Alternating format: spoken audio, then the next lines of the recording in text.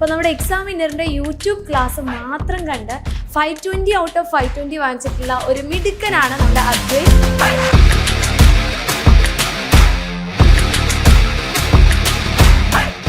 ഈ time manage ചെയ്യണം. അപ്പോൾ കുറേ കുട്ടികൾ പറഞ്ഞിട്ടുള്ള പ്രശ്നം എന്ന് പറഞ്ഞു കഴിഞ്ഞാൽ അവസാനത്തെ ക്വസ്റ്റ്യൻ അറ്റൻഡ് ചെയ്യാൻ പറ്റില്ല. അതുകൊണ്ടായിരുന്നു എൻ്റെ ആ 4 മാർക്ക് പോയത്, 3 മാർക്ക്. അപ്പോൾ മോനെ എങ്ങനെ ടൈം മാനേജ് ചെയ്തിട്ട്, അപ്പോൾ ഹാൻഡ് റൈറ്റിംഗ് ഒരു ഘടകമാണല്ലോ നമുക്ക് മാർക്ക് കിട്ടാനുള്ളത്. ഇതാദ്യമായിട്ടുള്ള നമ്മുടെ കേരളത്തിലൊരു ചരിത്രമായിട്ട് നമുക്ക് കുറിച്ച് വയ്ക്കാം.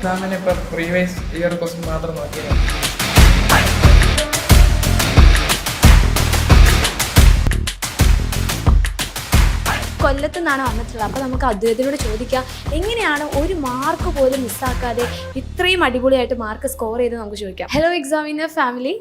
അപ്പോൾ നമ്മുടെ +1 റിസൾട്ടൊക്കെ വന്ന സമയത്ത് നമ്മളെല്ലാവരും ആഗ്രഹിക്കുന്നതാണ് ഒരു അടിപൊളി മാർക്ക്. അപ്പോൾ അടിപൊളി മാർക്ക് എന്ന് പറയുമ്പോൾ 520-ൽ 520 ആണ് മെജോറിറ്റി എല്ലാ മക്കളും ആഗ്രഹിക്കുന്നത്. അപ്പോൾ നമ്മുടെ എക്സാമിനറിൻ്റെ യൂട്യൂബ് ക്ലാസ് മാത്രം കണ്ട് 520 ഔട്ട് ഓഫ് 520 വാങ്ങിച്ചിട്ടുള്ള ഒരു മിടുക്കനാണ് നമ്മുടെ അദ്വൈത്.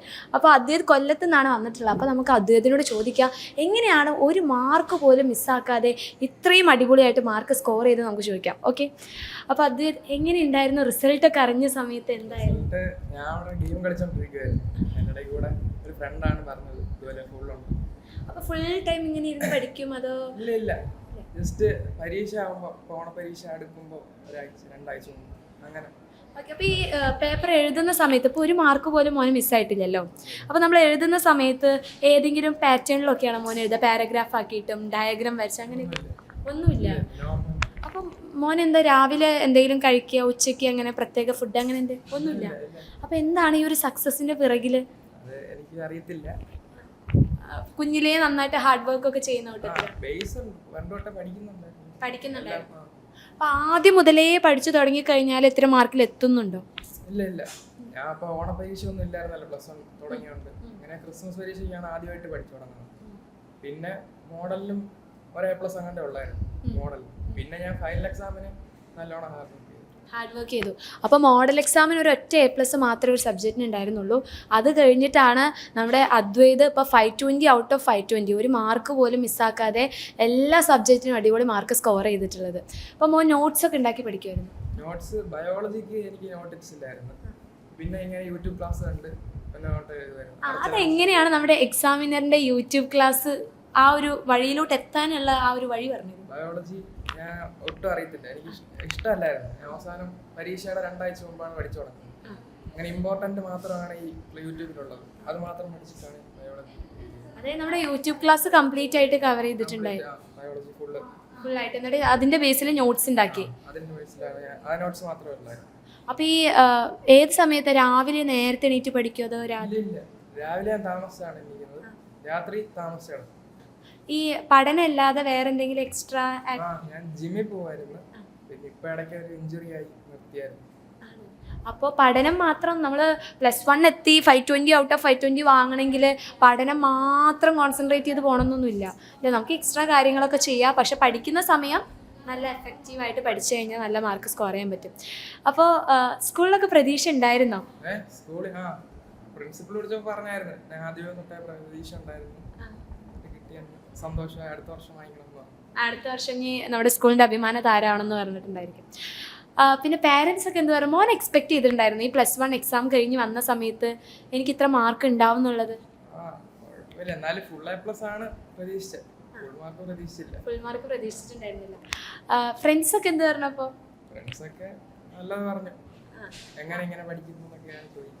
എന്താണ് ആ ഒരു ടിപ്സ് പറഞ്ഞു തരാനൊക്കെ ചോദിച്ചിട്ടുണ്ടായിരുന്നു? പ്രത്യേകിച്ചൊന്നുമില്ല, അതായത് പ്രത്യേകിച്ചൊന്നും ചെയ്യണ്ട. ഫുൾ മാർക്ക് കിട്ടാൻ വേണ്ടിയിട്ട് പ്രത്യേകിച്ച് ഇന്ന സമയം ഇന്ന ടൈം ടേബിൾ അങ്ങനത്തെ കാര്യങ്ങളൊന്നും സെറ്റ് ആക്കേണ്ട ഒരു ആവശ്യമില്ല. വെറുതെ ഇരുന്ന് പഠിക്കും. പരീക്ഷ ആകുമ്പോൾ അവസാന സമയത്ത് ഇരുന്ന് പഠിക്കുക അല്ലേ? പക്ഷെ അവസാന സമയത്ത് ഇരുന്ന് എല്ലാം അവസാനത്തേക്ക് വെച്ച് പോയി കഴിഞ്ഞാൽ ചിലപ്പോൾ അദ്വൈതിന് പെട്ടെന്ന് ക്യാച്ച് ചെയ്യാൻ പറ്റുന്ന സയൻസ് സബ്ജക്ട്സ് ഒക്കെ ആദ്യമേ നോക്കുമായിരുന്നു. ബാക്കി ഇംഗ്ലീഷും സെക്കൻഡ് ലാംഗ്വേജ് ഹിന്ദി ആയിരുന്നു. ഷമീം സാറെ ക്ലാസ്സൊക്കെ അടിപൊളിയായിട്ട് കാണാമായിരുന്നു.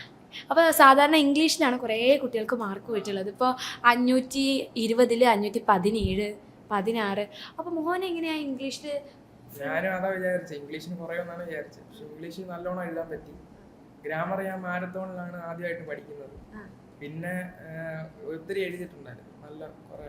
അപ്പോൾ ഈ ടൈം മാനേജ് ചെയ്യണം. അപ്പോൾ കുറേ കുട്ടികൾ പറഞ്ഞിട്ടുള്ള പ്രശ്നം എന്ന് പറഞ്ഞു കഴിഞ്ഞാൽ അവസാനത്തെ ക്വസ്റ്റ്യൻ അറ്റൻഡ് ചെയ്യാൻ പറ്റില്ല. അതുകൊണ്ടായിരുന്നു എൻ്റെ ആ 4 മാർക്ക് പോയത്, 3 മാർക്ക്. അപ്പോൾ മോനെ എങ്ങനെ ടൈം മാനേജ് ചെയ്തിട്ട്? നല്ല സ്പീഡിലാണ് എഴുതുന്നത്. ഹാൻഡ് റൈറ്റിംഗ് കുറച്ച് മോശമാണ്. നല്ല സ്പീഡിലാണ് എഴുതുന്നത്. നല്ല സ്പീഡിൽ എഴുതും. ഇംഗ്ലീഷ് അരമണിക്കൂർ എക്സ്ട്രാ ഉണ്ടായിരുന്നു എഴുതി കഴിഞ്ഞിട്ട്. അപ്പം നിങ്ങൾ കാണുക, അതായത് അരമണിക്കൂർ എക്സ്ട്രാ വെറുതെ ഇരിക്കുകയായിരുന്നു. അപ്പോൾ 516 മാർക്ക്, 17 മാർക്ക്, 3 മാർക്കൊക്കെ മിസ്സായിട്ടുള്ള ഇംഗ്ലീഷിൽ മാർക്ക് പറഞ്ഞിട്ടുള്ള കുട്ടികൾ ശ്രദ്ധിക്കുക. എഴുതുക അല്ലേ, റോക്കറ്റ് പോലെ എഴുതുക, അങ്ങോട്ടും ഇങ്ങോട്ടും തിരിഞ്ഞു നോക്കി ഇരിക്കരുത്. പക്ഷെ ഹാൻഡ് റൈറ്റിംഗ് മോശമായി കഴിഞ്ഞാലും മാർക്ക് കിട്ടും. അപ്പോൾ ഹാൻഡ് റൈറ്റിംഗ് ഒരു ഘടകമാണല്ലോ നമുക്ക് മാർക്ക് കിട്ടാനുള്ളത്. അപ്പോൾ ഹാൻഡ് റൈറ്റിംഗ് കൊണ്ട് ഒരു മാർക്ക് പോലും മിസ്സാക്കിയില്ല. അവിടെയാണ് ശ്രദ്ധിക്കേണ്ടത് അല്ലേ. അതായത് 520 കിട്ടിയിട്ടുണ്ട്, അപ്പോൾ സാധനം എഴുതിയാൽ മതി അല്ലേ ഫുള്ളായിട്ട്. ഇപ്പോൾ ഈ ഡോക്ടേഴ്സ് നമുക്ക് പ്രിസ്ക്രൈബ് ചെയ്തിരുന്ന ലിസ്റ്റ് കണ്ടു കഴിഞ്ഞാൽ എങ്ങനെയാണല്ലോ അതുപോലെയാണ്. അപ്പോൾ അതുപോലെ എഴുതരുത്, അതാണ് പറഞ്ഞു വന്നത്. എഴുതുമ്പോൾ ഹാൻഡ് റൈറ്റിംഗ് ചിലപ്പോൾ ചില ആൾക്കാർക്ക് നല്ല നീറ്റായിട്ട് എഴുതാൻ പറ്റും. പക്ഷെ എഴുതുന്ന കാര്യങ്ങൾ വായിക്കുന്ന ഒരാൾക്ക് മനസ്സിലായാൽ മതി. മനസ്സിലാവണം.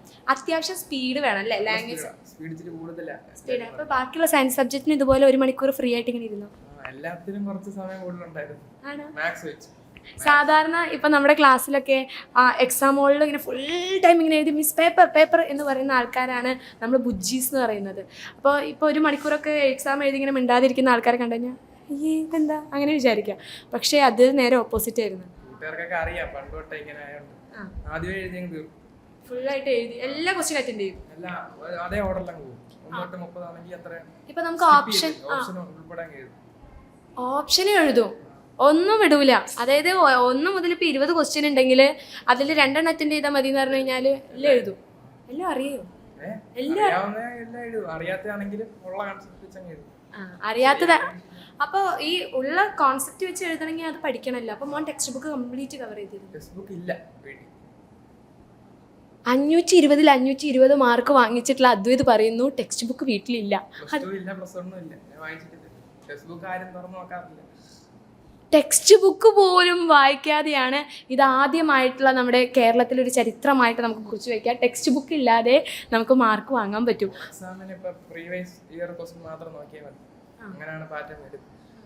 പക്ഷെ ഇത്തവണ മാത്സിന് ഒരു പാറ്റേൺ, ഇംഗ്ലീഷിന് അത് വായിക്കണല്ലോ, ഹിന്ദിക്കും ഇല്ല.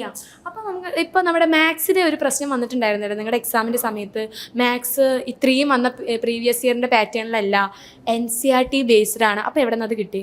അത് ഞാൻ വേറെ രീതിയിലാണ് ചെയ്തത്. മാത്സ് എനിക്ക് നല്ല ബേസ് ഉണ്ട്. മാത്സ് ഞാൻ എല്ലാം നല്ലോണം ചെയ്തായിരുന്നു. എനിക്ക് ഏറ്റവും ഇഷ്ടമുള്ള സബ്ജക്റ്റ് മാത്സ് ആണ്. അപ്പോൾ വേറെ രീതിയിലൊക്കെയാണ് ഞാൻ ആൻസർ എഴുതിയത്. അവസാനം ഫൈനൽ ആൻസർ ഉണ്ട്, സ്റ്റെപ്പ് ഒന്നും അധികം ഇല്ല. ലിബറൽ ആയതുകൊണ്ടായിരിക്കും ഫുള്ള് കിട്ടിയത്. അപ്പോൾ മാത്സിന് ഇന്ന സ്റ്റെപ്പ് ഒന്നും ഇല്ല, ഫൈനൽ ആൻസർ ഉണ്ട്. അപ്പോൾ മോനെ ആഗ്രഹം എന്താ? എഞ്ചിനീയർ ആവാനാ. അപ്പോൾ മാത്സിലൊരു പുലിക്കുട്ടിയാണ്. ആരാണ് എക്സാമിനറിലെ ഏറ്റവും ഫേവറേറ്റ് ഫാക്കൽറ്റി? ഫിസിക്സ് എങ്ങനെ പഠിക്കാൻ ഇഷ്ടം? അപ്പോൾ നമ്മുടെ 10ാം ക്ലാസ് വെച്ച് അപ്പോൾ കുറേ കുട്ടികൾക്ക് ഇപ്പോൾ 10 കഴിഞ്ഞ് വന്ന കുറേ കൊച്ചുങ്ങളുണ്ടായിരിക്കും. അവരുടെ പേടി നമ്മുടെ 10ാം ക്ലാസ്സിലെ ടെക്സ്റ്റ് ബുക്കിൽ കുറച്ചേ പഠിക്കാനുള്ളൂ. അത് 2 വരി കഴിഞ്ഞ് പിന്നെ കുറേ ഡയഗ്രാം കഴിഞ്ഞ്. പക്ഷേ നമ്മുടെ ടെക്സ്റ്റ് ബുക്ക് കണ്ടിട്ടുണ്ടായിരിക്കില്ല, പക്ഷെ നമ്മുടെ ടെക്സ്റ്റ് ബുക്ക് അങ്ങനെയാണ്. അതായത് ഒത്തിരി ഉണ്ട്.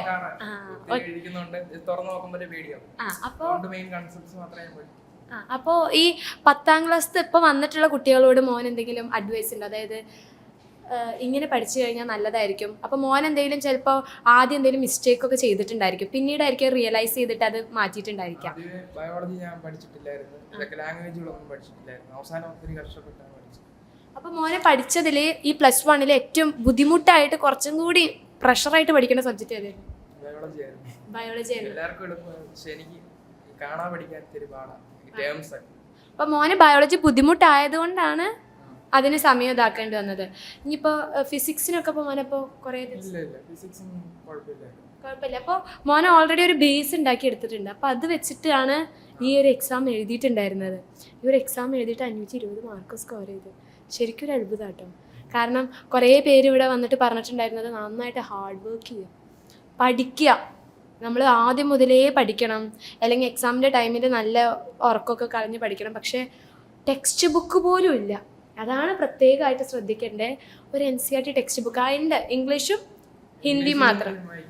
അപ്പോൾ ബാക്കി ഒരു ടെക്സ്റ്റ് ബുക്കും ഇല്ല. പക്ഷെ എന്നിരുന്നാലും നമ്മുടെ യൂട്യൂബ് ക്ലാസ് കണ്ടു, നോട്ട്സ് സ്വയം പ്രിപ്പയർ ചെയ്യുക. ആ നോട്ട്സാണ് എക്സാമിന് റിവിഷന് വേണ്ടിയിട്ട് എടുക്കുക. അപ്പോൾ ഇപ്പോൾ സാധാരണയായിട്ട് നമ്മളതിനെ പഠിക്കുന്ന കുട്ടികൾ എക്സാം ഹോളിൽ വന്നു കഴിഞ്ഞാലും ബുക്കിരുന്ന് വായിക്കുന്നതാണ് അല്ലേ? എന്നിട്ട് വേഗം നമ്മുടെ സമയമായി കഴിഞ്ഞാൽ ടീച്ചേഴ്സ് പുറത്ത് പോകാൻ പറയുമ്പോൾ അവിടെ വെച്ചിട്ട് 1 മിനിറ്റ് മിസ് ചെയ്യുന്നതായിട്ട് ഇങ്ങനെ മറിച്ച് വെക്കുന്നു. ആ ഒരു കൂട്ടത്തിലാണ് അല്ലെ? ഇങ്ങനെ കൂളായിട്ട് തലേന്ന് എത്ര മണി വരെ പഠിക്കും?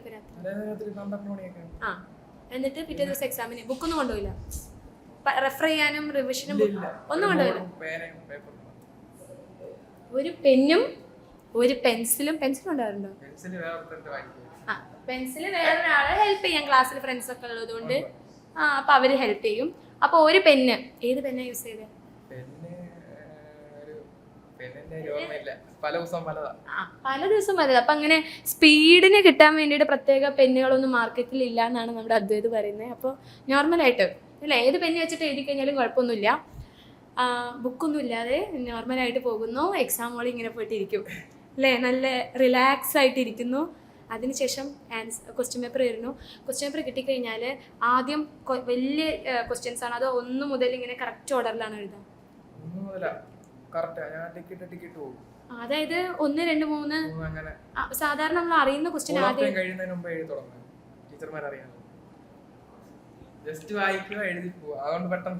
ഒരു ടോപ്പറാണ്.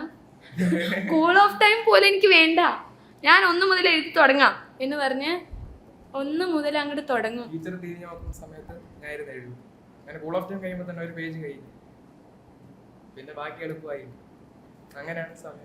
അതാണ് ആ അരമണിക്കൂർ അല്ലേ? അതായത് ഒരു 15 മിനിറ്റ് നമുക്ക് എക്സ്ട്രാ കിട്ടുന്നുണ്ട്. പിന്നെ ആളൊരു റോക്കറ്റ് പോലെ എഴുതുന്നത് കൊണ്ട് നമുക്ക് ബാക്കി 15 കൂടി കിട്ടും. അപ്പോൾ അരമണിക്കൂർ റിലാക്സ് ആയിട്ട് ഇങ്ങനെ ഇരിക്കും. ആ അരമണിക്കൂർ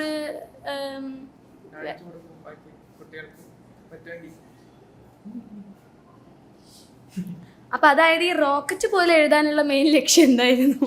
ആ ഒരു മോട്ടീവ് എന്ന് പറയുന്നത് ഫ്രണ്ട്സിനെ സഹായിക്കുക അല്ലേ? നല്ല ഹെൽപ്പിംഗ് മെന്റാലിറ്റിയാ തോന്നുന്നു. അപ്പൊ പെട്ടെന്ന് ഇങ്ങനെ സ്പീഡിൽ എഴുതുന്നുണ്ട്, പെട്ടെന്ന് ഒരു ടോപ്പിക് ഒക്കെ പറഞ്ഞു കഴിഞ്ഞാൽ പെട്ടെന്ന് അത് മനസ്സിലാക്കാൻ പറ്റുമോ? ക്ലാസ്സിൽ ഇപ്പോൾ ഞാൻ പഠിക്കുന്ന സമയത്ത് എൻ്റെ ക്ലാസ്സിൽ ഒരു കുട്ടി ഉണ്ടായിരുന്നു. ആ കുട്ടി ഇങ്ങനെ ഇരിക്കുള്ളൂ, നോട്ട്ബുക്കൊക്കെ ഇങ്ങനെ തുറന്നു വെച്ച് ഇങ്ങനെ ഇരിക്കുള്ളൂ. പക്ഷെ നമ്മളൊക്കെ തന്നെ ടീച്ചർ പറയുന്ന ഇങ്ങനെ എഴുതിക്കൊണ്ടിരിക്കാവും, പക്ഷേ അവൻ നോർമലായിട്ടിരിക്കും. പക്ഷെ എന്ത് ക്വസ്റ്റ്യൻ ചോദിച്ചാലും അവൻ ആൻസർ ചെയ്യും. അപ്പോൾ അതേപോലെ ക്ലാസ്സിൽ ഇങ്ങനെ റിലാക്സ്ഡ് ആയിട്ടിരിക്കുന്നു. അങ്ങനെയാണ്. സ്കൂളിൽ പോവാറില്ലേ? അപ്പോൾ പഠിക്കാറില്ല. അപ്പോൾ ടീച്ചേഴ്സൊക്കെ ഞെട്ടിപ്പോയിട്ടുണ്ടായിരിക്കും ശരിക്കും. കുഴപ്പമില്ല, ക്ലാസ്സിൽ ശ്രദ്ധിച്ചില്ലെങ്കിലും ആള് മാർക്ക് വാങ്ങുന്നുണ്ട് എന്ന് ടീച്ചർ അറിയായിരുന്നു. ഓക്കെ, അപ്പോൾ ഞാൻ ശരിക്കും ഞെട്ടിപ്പോയിട്ടാ. ടീച്ചർ ഞെട്ടിയില്ലെങ്കിലും ഞാൻ ഞെട്ടിപ്പോയി. ഒരു ടെക്സ്റ്റ് ബുക്കില്ല, യൂട്യൂബ് ക്ലാസ്സസ് റെഫർ ചെയ്യുന്നു. പക്ഷെ എന്നിരുന്നാലും ഇത്രയും ടെക്സ്റ്റ് ബുക്കൊക്കെ കവർ ചെയ്തിട്ടുള്ള ഈ കുട്ടികൾക്ക് 512 മാർക്ക്, കുറേ മാർക്കൊക്കെ മിസ് ചെയ്തിട്ടും മോന് 520 മാർക്ക് കിട്ടിയിരിക്കുകയാണ്. ശരിക്കും ഞാൻ ഷോക്കായിപ്പോയി. അടിപൊളി കേട്ടോ, ഒരു രക്ഷയില്ല. അപ്പോൾ കുറേ കുട്ടികൾക്ക് എന്തെങ്കിലും ലാസ്റ്റായിട്ട് മോൻ എന്തെങ്കിലും പറയാനുണ്ടെങ്കിൽ ഒരു കിടിലൻ അവസരമാണ്. അപ്പോൾ മോന് പറയാം. ഒന്നും പറയാനില്ല. ചെറുതായിട്ട് ഇപ്പോൾ വന്നിട്ടുള്ള 10ാം ക്ലാസ്സിലെ കുട്ടികൾ, അവർക്ക് ചിലപ്പോൾ ഈ മലയാളം മീഡിയത്തിൽ നിന്ന് വന്നിട്ടുള്ള കുറേ കുട്ടികൾ ഇപ്പോൾ ഫ്രണ്ട്സ് സർക്കിളിൽ ഉണ്ടായിരിക്കില്ലേ? ഇല്ല. അപ്പോൾ ചില കുട്ടികൾക്ക് മലയാളം മീഡിയത്തിൽ നിന്ന് 10 വരെ മലയാളം മീഡിയം കഴിഞ്ഞ് പിന്നെ ഫുൾ ഇംഗ്ലീഷിലാണ് പഠിക്കുന്നത്. അപ്പോൾ കുറേ കുട്ടികൾക്ക് അതൊരു ബുദ്ധിമുട്ടാണ്, കുറേ ടേംസ് ഒക്കെ പഠിക്കാൻ. അപ്പോൾ അവർക്കൊക്കെ എന്തെങ്കിലും മോൻ എന്തെങ്കിലും ടിപ്സ്? സിനിമകളും ഒക്കെ കൂടുതൽ കാണും, അങ്ങനെയാണ് ഇംഗ്ലീഷിനോട് ഇത്ര ഇതായി. അങ്ങനെയാണ് ഇംഗ്ലീഷ് നല്ലോണം സ്പീഡ് എഴുതാനും എല്ലാം അറിയാം. അതായത് ഇത് ചെയ്യാൻ വേണ്ടി സിനിമ കാണണം എന്നല്ല ഇത് പറയുന്നത്. ഇംഗ്ലീഷൊക്കെ കുറച്ചും കൂടി കൈകാര്യം ചെയ്യാൻ വേണ്ടിയിട്ട് ഇംഗ്ലീഷ് മൂവീസൊക്കെ ഓക്കെ. അപ്പോൾ ഈ യൂട്യൂബ് ക്ലാസ്സസ് ഒക്കെ എപ്പോഴും കാണാറുണ്ട്? ഡെയിലി കാണും? മാരത്തോൺ മാത്രം, വൺ ഷോട്ട് ഇരുന്ന് കാണും. ഓക്കെ, അപ്പോൾ ഡെയിലി പറയുകയാണെങ്കിൽ ഒരു 2 മണിക്കൂറേ മോൻ പഠിക്കുന്നുള്ളൂ അല്ല? എക്സാം ഓക്കെ, അത് പ്രത്യേകം ശ്രദ്ധിക്കുക. ഞാൻ പറഞ്ഞതിൽ ചെറിയ മിസ്റ്റേക്ക് ഉണ്ട്. ഡെയിലി അല്ല, എക്സാം ടൈമിൽ ഒരു 2 മണിക്കൂർ ടെസ്റ്റ് പേപ്പർ ആണെങ്കിലും തലേന്ന് ഒരു 1 ഷോട്ട് കാണും. 1 ഷോട്ട് കാണും. ഓക്കെ, അപ്പോൾ 1 ഷോട്ട് കണ്ട് നമ്മുടെ യൂട്യൂബ് ക്ലാസ് മാത്രം റെഫർ ചെയ്ത് അങ്ങനെ പറയാം. കാരണം NCERT ടെക്സ്റ്റ് ബുക്ക് സയൻസ് സബ്ജക്റ്റിൽ നോക്കിയിട്ടില്ല. പിന്നെ നമ്മുടെ ലാംഗ്വേജ് സബ്ജക്റ്റിലാണെങ്കിൽ നമ്മുടെ ഹിന്ദി സാറ് അതുപോലെ തന്നെ ഇംഗ്ലീഷിൻ്റെ ഒക്കെ ടെക്സ്റ്റ് ബുക്ക് കുട്ടിക്ക് ഉണ്ടായിരുന്നു. കാരണം കഥയൊക്കെ അറിയണമെങ്കിൽ ടെക്സ്റ്റ് ബുക്ക് വേണമല്ലോ. പിന്നെ ലൈവ് കണ്ടത്രേ ഉള്ളൂ. നോട്ട്സോ അങ്ങനെയൊന്നും വായിച്ചിട്ടില്ല. ഇല്ല. അപ്പോൾ എന്തായാലും ഒരു വലിയ വിജയം തന്നെയാണ് നമ്മുടെ അദ്വൈത് വാങ്ങിച്ചിട്ടുള്ളത്. So happy. അപ്പോൾ മോൻ ആഗ്രഹിച്ച പോലെ തന്നെ നല്ലൊരു എഞ്ചിനീയറിംഗ് ഫീൽഡിലോട്ട് വരാൻ പറ്റും. ഇനിയും വീണ്ടും നമ്മുടെ ക്ലാസ്സസ് ഒക്കെ കാണാം. +2 ഇതേപോലെ ഒരു ഇൻ്റർവ്യൂവിന് വീണ്ടും വരിക. അപ്പോൾ ഫ്രണ്ട്സിനൊക്കെ കൂട്ടിയിട്ട് വരിക, എല്ലാവരും കൂട്ടിയിട്ട് വരിക. അത് കഴിഞ്ഞ് മോൻ +2 JEE എക്സാമൊക്കെ എഴുതാം, JEEക്ക് വേണ്ടിയിട്ടാണ്. അപ്പോൾ മാത്സിൽ അറിയാലോ, മാത്സിൽ ടെക്സ്റ്റ് ബുക്കൊന്നും ഇല്ലാതെ തന്നെ നമ്മുടെ മാത്സിൽ +1 വളരെ ബുദ്ധിമുട്ടുള്ളൊരു എക്സാം ആയിരുന്നു. NCERT ബേസ്ഡ് ക്വസ്റ്റ്യൻസ് വന്നിട്ട് വരെ എനിക്കറിയുന്ന പാറ്റേണിൽ ഞാൻ ആൻസർ കണ്ടെത്തിയിട്ടുണ്ടല്ലോ അല്ലേ. അതായത് ടെക്സ്റ്റ് ബുക്കിൽ വേറെ ഇക്വേഷൻ ആയാലും എനിക്കിതറിയാം എന്ന് പറഞ്ഞ് ആള് ഫുള്ളായിട്ട് കറക്റ്റായിട്ട് ആൻസറൊക്കെ എഴുതി. അപ്പോൾ മോൻ എന്തായാലും JEE എന്തായാലും ക്രാക്ക് ചെയ്യാൻ പറ്റും, ഷുവറായിട്ടുള്ള കാര്യം. മാത്സിൽ ഇത്രയും കഴിവുണ്ടെങ്കിലും മോൻ എന്തായാലും പറ്റും. അപ്പോൾ ഇനി JEE ഒക്കെ കിട്ടി വീണ്ടും വരും ഇങ്ങോട്ട്. ഓക്കെ, അപ്പോൾ all the best. Thank you so much.